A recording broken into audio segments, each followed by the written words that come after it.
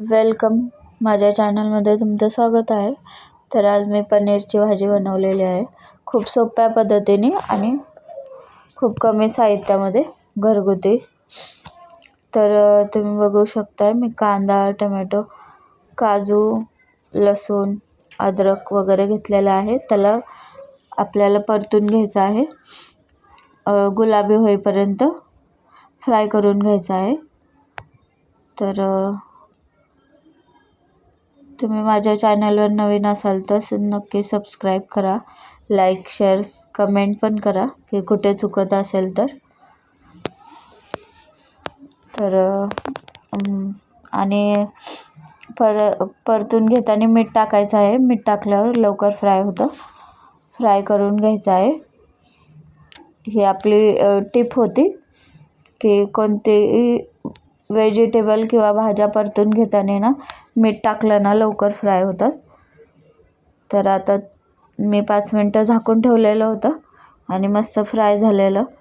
तर मी बेडगी मिरची घेतलेली आहे 2-3, ते पाण्यात भिजवून ठेवलं होतं आणि ते वाटणात टाकायचे, कोथिंबीर आणि ती मिरची, आणि वाटण मस्त बारीक करून घ्यायचं आहे. तर मी वाटून घेतलेलं आहे. त्याच कढईमध्ये पनीर थोडंसं शॅलो फ्राय करून घ्यायचं आहे. आणि पनीर लवकर पलटी नाही, दुसऱ्या साईडने फ्राय नाही करायचं लवकर, नाहीतर ते करपू शकतं.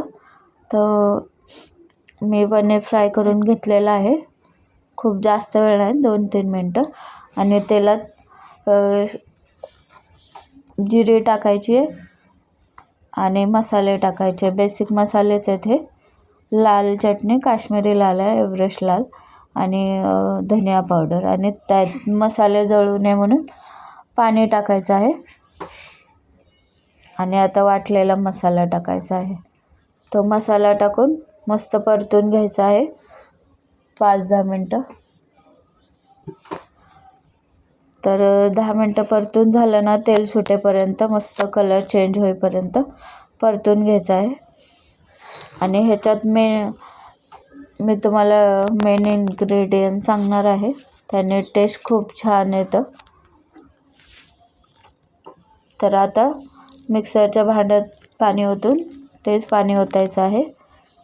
आणि एक उकळी आली की त्याच्यामध्ये आपण तो स्पेशल पदार्थ टाकणार आहोत, तो आहे साखर. त्याने चव बॅलन्स होते आणि खूप छान लागतं.